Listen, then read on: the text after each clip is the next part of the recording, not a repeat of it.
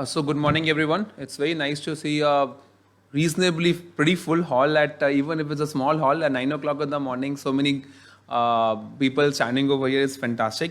And this is a 30-minute session in which we will be talking about the ALESIA update first, and then we'll be having a panel discussion. So can I please invite my panelists? And now I know the reason when I look at the panelists, you start with Dr. Ashwin Philip, who is the Associate Professor in HOD Medical Oncology. Dr. Baman Dabar, sir is again the Director of Oncology. Dr. Rakesh Pinnati, he is a Consultant Medical Oncology. Dr. Bharat Bhosle, the singing Dr. Bharat Bhosle, is a Senior Consultant Medical Oncology. Ashish Singh is the HOD. Dr. N.K. Warrior is the Medical Director. Dr. Vishwanathan Subramaniam is a Professor. I think the panelists are so good that the moderator actually fades down in their presence. So by the time all the panelists are coming, I'll just give you a brief overview of what we are going to discuss. And my first reactions when I think about it, when I'm called to moderate a discussion on ALK, is you've got so many options: crizotinib, ceritinib, alectinib, lorlatinib, brigatinib, ensartinib. I am surprised the KN regimen is not yet there in this, but I think the KN regimen will not be there in this. How do you decide? It's so confusing. I speak for Roche, I say lorlatinib. I speak for Pfizer, we say alectinib. We speak for Novartis, they also ask me to call. I said थोड़ा ज़्यादा हो जाएगा यार, एक ही जगह पे तीन लोगों को बोलने के लिए. And then you have the good old chemotherapy. So how do you decide? Either you discuss or you listen to your heart. You just listen to whichever medical representative you like, or whichever company you like, or you look at the evidence and you dissect the evidence threadbare and then say, okay, let's horses for courses, and then we see. So this is an update of alectinib versus crizotinib in Asian patients with treatment naive advanced ALK positive non-small cell lung cancer, a 5-year update. Yesterday we presented the 5-year update from immunotherapy, the keynote trial. Last year we presented the 5-year update from the Checkmate 227. Yesterday we had a lung cancer survivor program, and that basically says that people with lung cancer are living more and more. I know it's not, moderation has not yet started. Dr. Dabar sir, I think among all of us and Dr. Warrior, did you ever think 10 years back that you will get a 5-year survivor in lung cancer? If you ask me as a resident. So when you were a resident, I was not even born. I am very sure of that. So which year was that, sir? It's 25 years from now. Yeah, so okay, 25 years I was born, sir. Yeah. Okay. I can't lie on the skin of my teeth, At that time, I'll tell you what we had was mitomycin. Yes. And cisplatinum. That was the regimen we used to use. Yeah.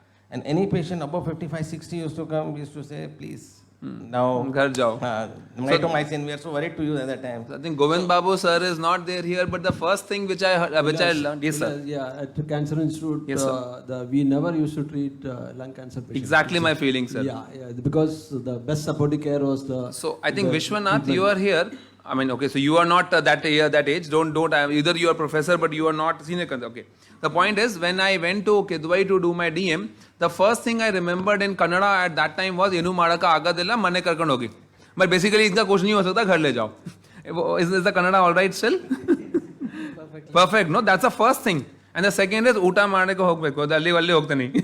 That's I'm going for lunch. So things have changed. Things have changed a lot in the last 5 years. So this is a 5-year update where you have to compare, where for the Asian patients, alectinib was compared against crizotinib, and the median duration of survival was 61 months in alectinib versus 51 months in crizotinib. That was the follow-up data. Alectinib was given at 600 mg BD, that is 4 in the morning, 4 in the evening. No crossover was permitted. The baseline demographics were same. But one thing which I want to highlight over here is the CNS mets were present in 35 and 33% of patients. Please do an MRI brain in all your patients of ALK positive non-small cell lung cancer, even if they have no symptoms, because you will land up with an egg on your face, not egg, the masala cheese omelette on your face if you don't do. Your PET scan is never going to pick up, brain met. So please do an MRI brain. At our institute, we have a package which says PET plus MRI brain. Every patient of lung cancer, non-small cell, small cell will get with ALK positive. We are doing a brain mets, we are doing a MRI brain screening for all our patients.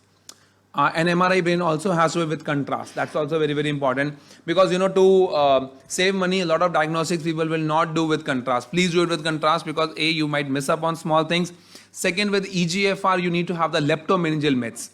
Again, so please do something with contrast, because we have had a lot of issues with that. And ever since we have started using MRI brain with contrast for the last 3-4 years, the outlook of the patient, the outlook of our own things, the staging actually has improved, and a lot of things actually has come up. So this is the updated analysis from the ALESIA, which demonstrated durable PFS benefit, and the median PFS, I think the Roche will open their eyes wide and the Pfizer will try to close their eyes, is 41.6 versus 11.1. 11.1 is what you typically, 9 to 11 months is typically what you get with crizotinib across all the trials. So at least that is something which is constant. The investigator assessed PFS in the global ALEX trial was 34.8 months. But in the Asian subsets, it is now 41.6 versus 11.1, and the HR value is 0.33. Now, what they did also was they classified the PFS according to the people with brain mets and PFS without the brain mets. And again, you see the patients with brain mets. So if you have a brain mets, crizotinib may not be the right drug for you. You can obviously give because of the cost and everything and give SRS, but it is not the right drug. If you have CNS mets at the baseline, your median PFS of the alectinib is 42.3 and the HR of 0.17. That's exactly the same HR which you get in, anybody with which Vishwanath?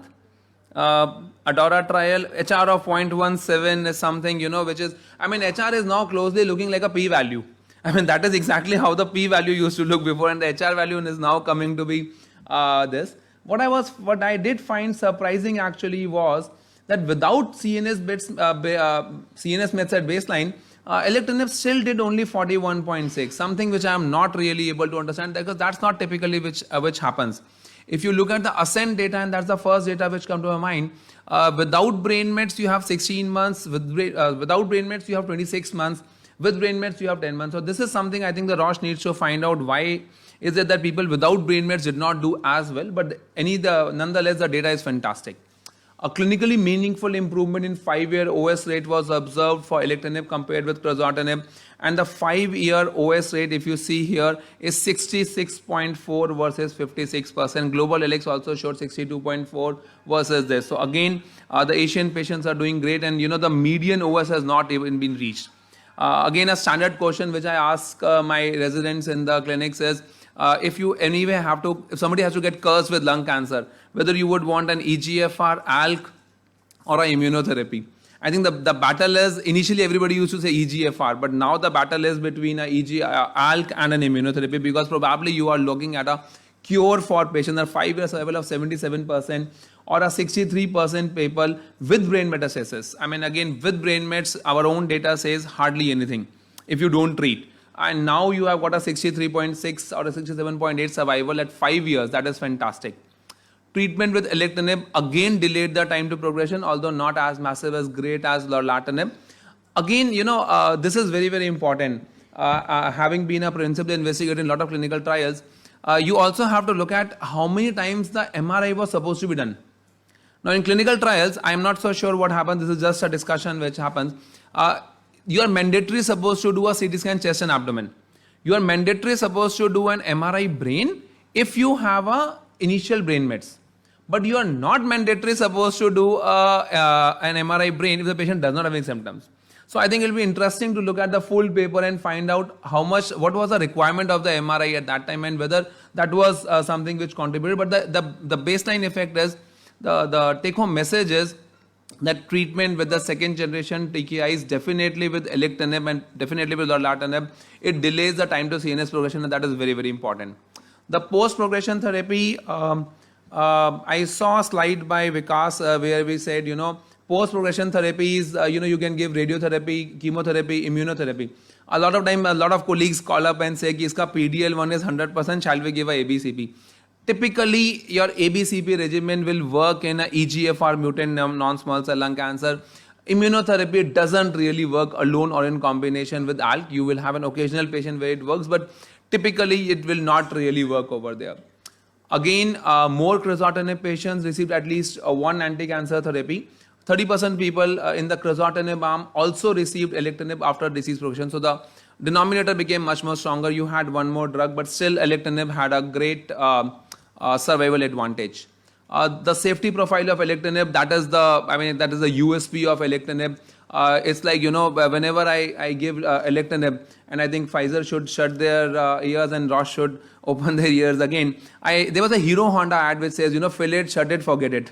So it's like alectinib, no, you just give the alectinib to them and typically nothing happens. I mean, there are some peculiar side effects which are happening nowadays, which I will tell you later.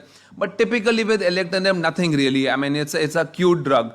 It's a very, very cute drug. You just give 4 in the morning, 4 in the evening, and ask the patient to come once in 2 weeks and then once in a month. One bad thing which happens for medical oncologists is the patient don't follow regularly.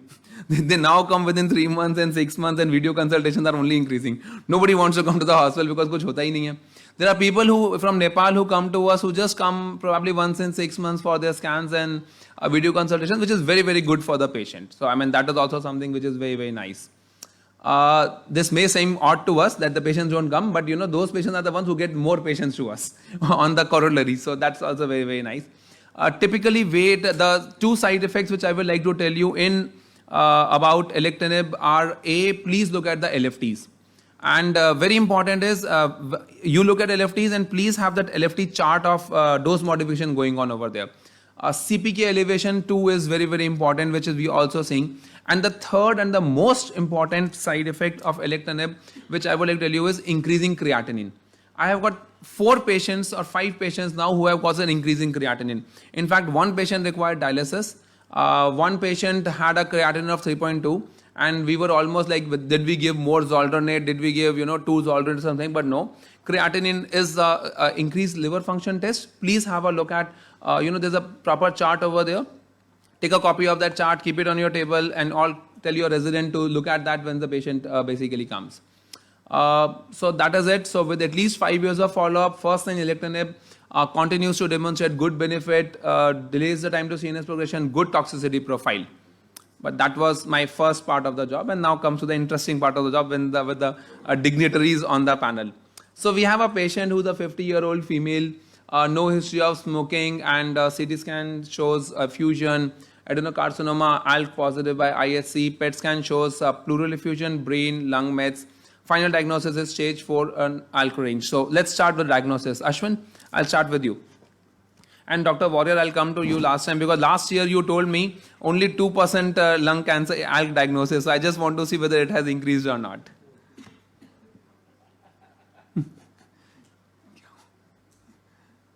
Yes. Yeah, yes, sir. So I would, in my practice, we use a coupon for the NGS. So coupon for the NGS, yeah. okay. So we use an NGS, or if the patient can afford, I do a complete NGS. Because anyway, it takes me some time because the sample goes out. So can I make a small comment? Novartis वालों के serotonin बिके ना बिके coupon बहुत बिकता है. This much I know.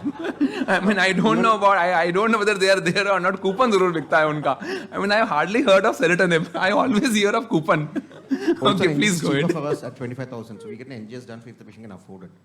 Okay, so the coupon NGS is how you diagnose. Even without the coupon, the NGS only cost me 25,000 because we have a tie. That's okay. So coupon NGS is how you NGS is NGS without coupon is how you diagnose. Okay, and percentage positivity rate. See, there's a paper from PGI looked like around 8% is what. Your. In my thing, we have around 6 to 7% patients with ALK. 6 to 7%. Percent or 6 to 7 patients? Percent patients. 6 to 7%. Okay, fantastic. So the numbers are not huge, but sure. No, numbers are only huge with the people over there. Nobody else's numbers. सारे number तो यहाँ चले जाते हैं ना. Problem वहाँ पे है. Yes, Dr. Rakesh. So we will do IHC for screening and confirm by FISH. Okay, IHC for screening, confirm by FISH. Numbers?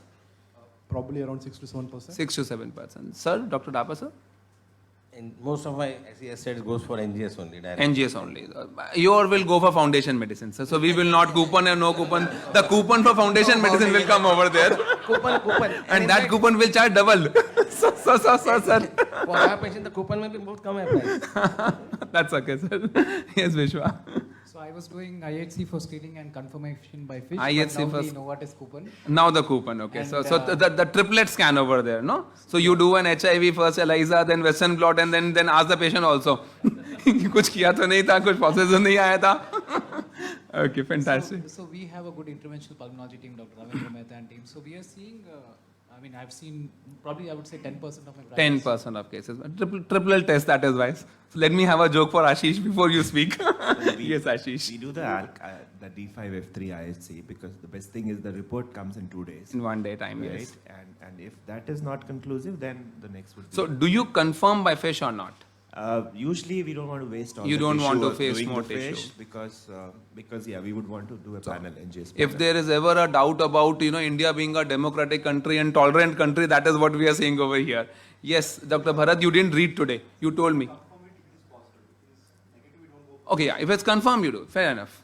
So basically NGS for all, but there are subset of patients who are very critical. When we know that when the report arrives, patient may not be there. There are situations. Yeah, In fair that case, it is enough, yes. better to do as Ashish said. The result is available. Okay, immediately. fair enough. Dr. Warrior, sir? Yeah, of late we have developed our own NGS at the institute, so we have been using this. We have started using this, but now we have problem like the TAT is about 3 weeks, even in house. So we are planning to simultaneously doing fish for starting the treatment early. Okay. I am actually because I thought this slide I will not have. Yesterday I debated a lot about whether to keep this slide or not. I think there has been enough literature from worldwide which is there which says that, once you have an ALK IHC positive, you do not need to confirm it by fish.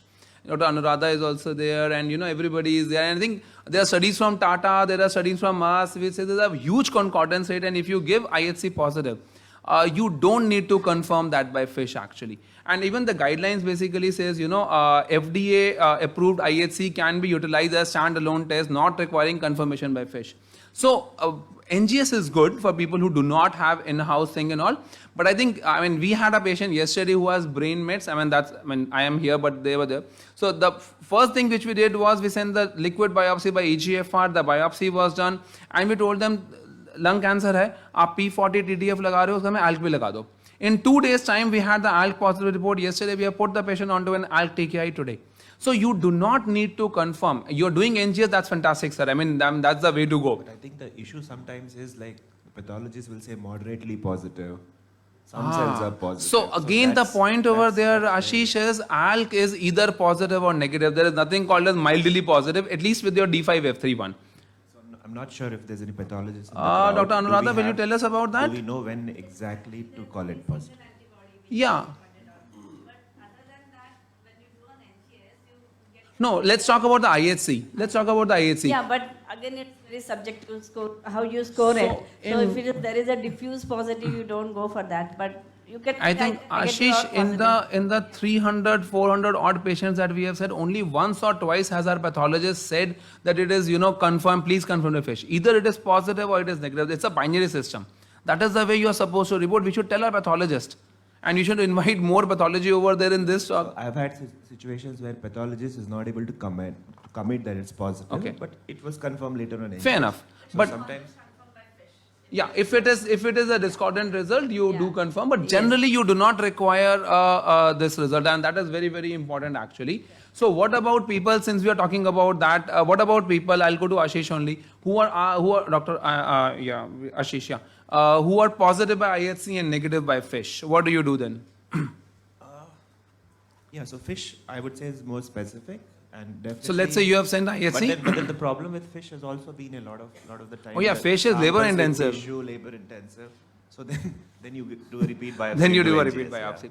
Dr. Rakesh, you are the one who said you will confirm it actually with that. So we actually confirm it most of the times, but we don't wait for the fish report to come before starting treatment. The other issue is the other ROS one, if it is confirmed by IHC, that definitely requires fish. Yes, absolutely. ROS is the next session. Yeah. So we try to make it as a reflex for every patient. ROS is the next session. यार इसमें कौन सा joke है यार हद है. Okay. We try to make it a habit that we confirm things. Yeah. So that is, you are right. But ALK, again, what I am telling you is ALK IHC positive. There are enough and more literature. The guidelines are there. If you have an IHC positive by D5F3 or a validated laboratory developed test, you do not need to confirm. We have published our data. I think the data, Akhil is there. No, the data that they published initially also is on ALK by IHC. So I think every data, ALK by IHC, the data is on ALK by IHC, so you don't need to. So yes, this Ashish. slide tells us that if IHC is positive and fish is negative, then it's not an ALK positive disease. Yes, no, it doesn't say that. This basically says that when you were doing, and this happens in 14% of people. if you are ALK positive and you have done FISH negative, the idea is that your ALK inhibitors will still work, but they will not work as well as they work in a double positive one.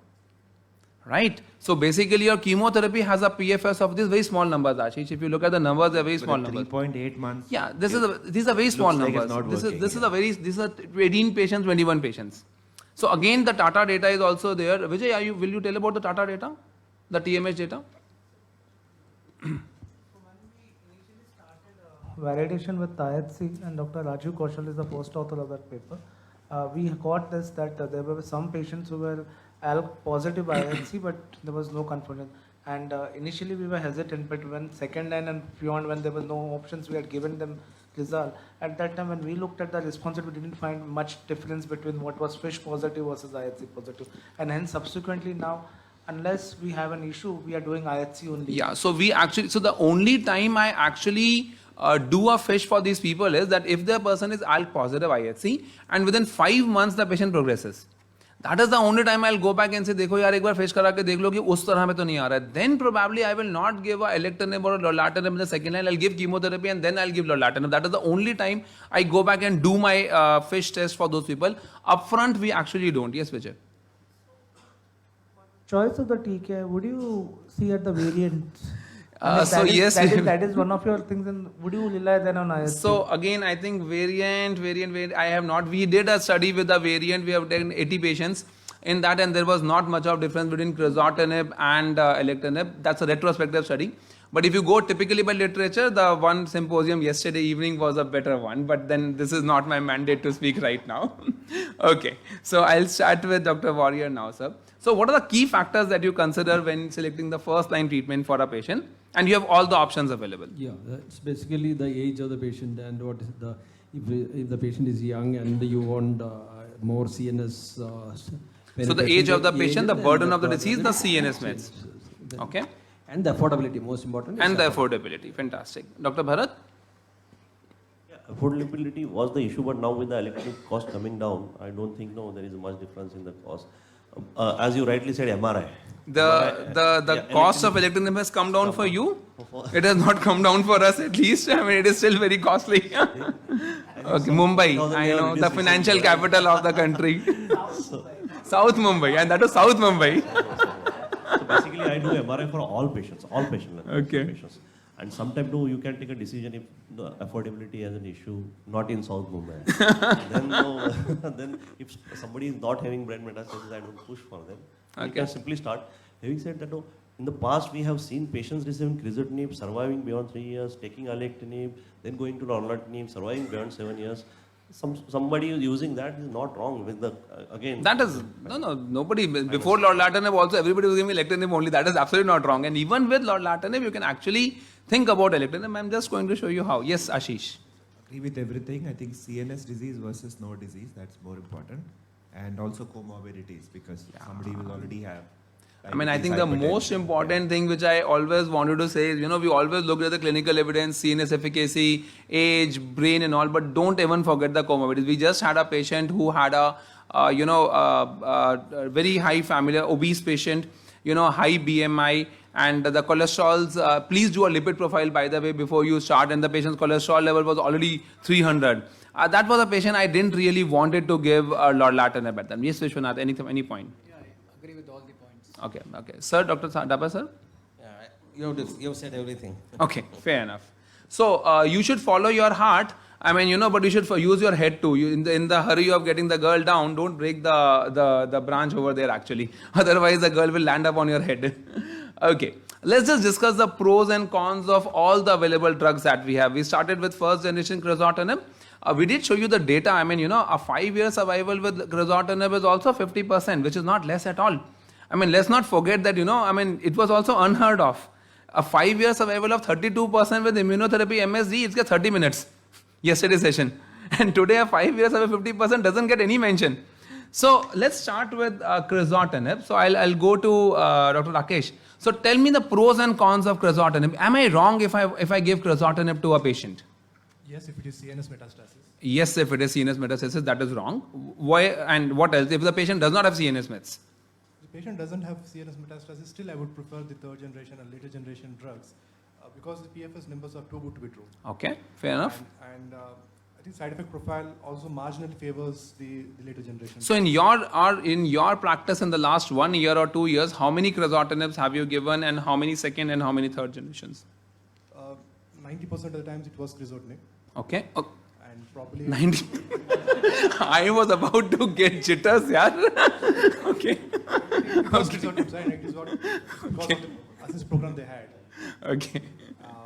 And the later part of last couple of years, I think we have started using these drugs, lorlatinib and alectinib, on an equal basis. I don't think so. Okay, fair enough.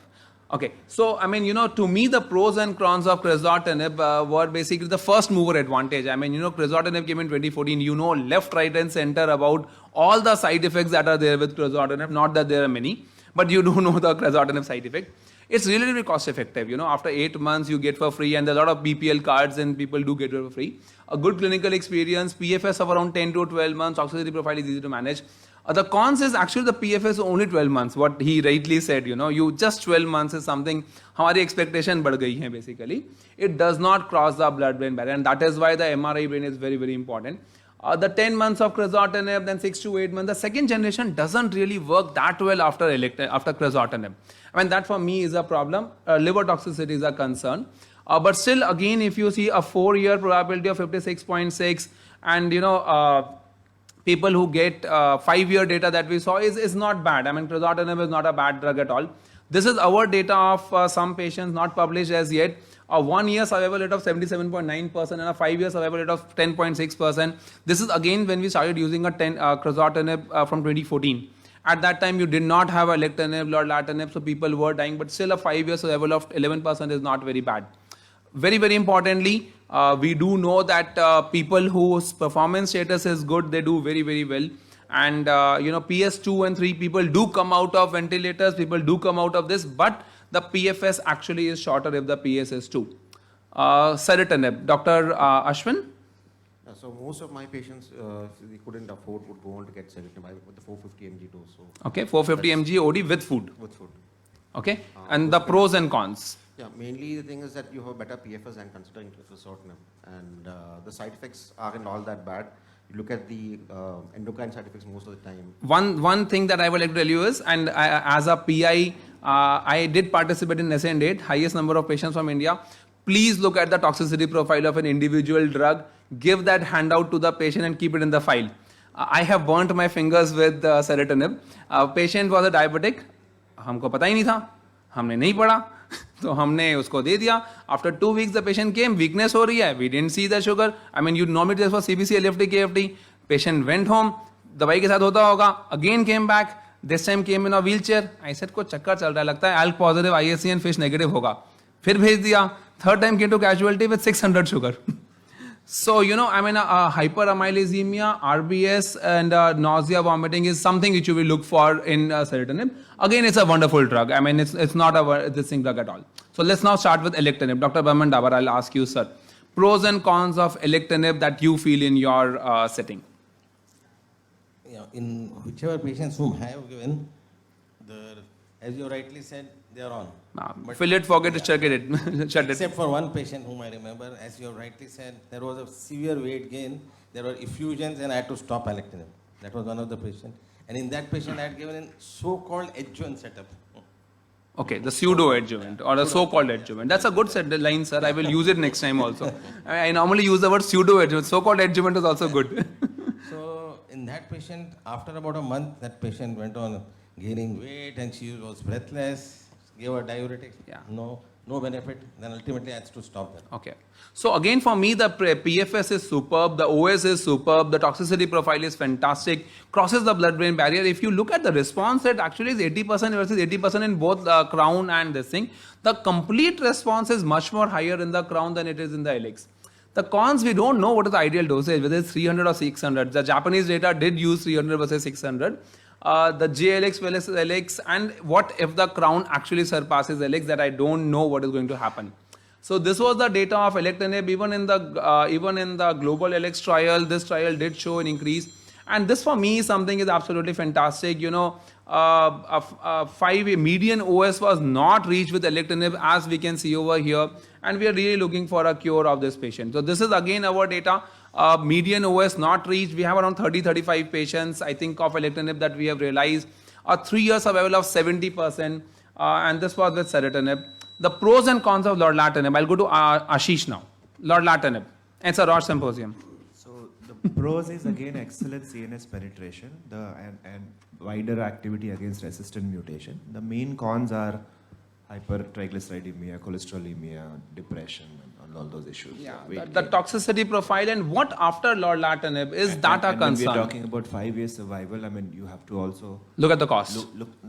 see whether this guy is going to manage on this for 5 years with all this Yeah. stuff. So the point over there is that again with lorlatinib, you need to look at the the toxicity profile also.